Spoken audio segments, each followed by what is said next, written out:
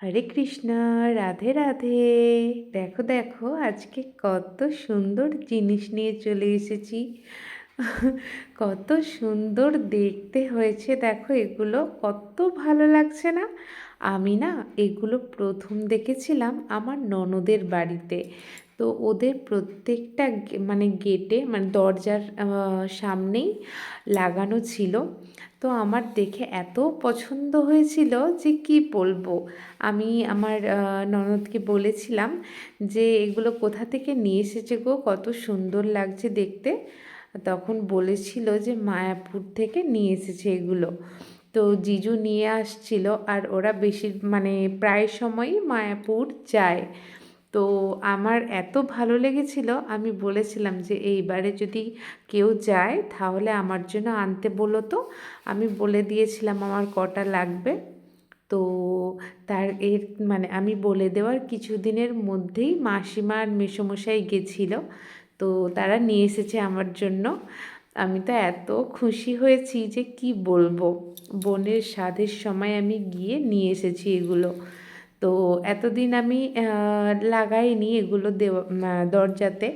তার কারণ আমার ইচ্ছে ছিল যে আমাদের মেন গেটের সামনে যে ডিজাইনটা হওয়ার কথা ছিল, বালাজি সিম্বল, তো ওটা হয়ে যাওয়ার পরই আমি তারপর এগুলো প্রত্যেকটা দরজাতে লাগিয়ে দেব। ঠাকুর ঘরের দরজাতে, মেন দরজাতে, বাকি আর যতগুলো দরজা আছে সমস্ত দরজাতে আমি এগুলোকে লাগিয়ে দেব। তো আমার তো কাজ হয়ে গেছে কমপ্লিট, মেন গেটের সামনে যেই কাজটা হওয়ার ছিল। তো তারপরে আমি এগুলোকে প্রত্যেকটা দরজাতে লাগিয়ে দিয়েছি। কেমন লাগছে বলো তো? জানিও কিন্তু তোমরা কেমন লাগছে। আমার এত ভালো লাগছে যে কি বলবো, কারণ আমি প্রথম যখন এরকমগুলো দেখেছিলাম আমার এত ভালো লেগেছিল না যে কি বলবো। তো আমার কাছে অনেকগুলোই ছিল, কিন্তু আমি কোন দরজায় কোনটা লাগাবো সেরকম দেখে দেখে আমি লাগিয়েছি। যেমন জগন্নাথ দেবের ফটোটা আমি রান্নাঘরের দরজাতে লাগিয়েছি। নরসিংহদেবের ছবি দিয়ে যেটা বানানো ছিল সেটা আমি মেন দরজার তে লাগিয়েছি।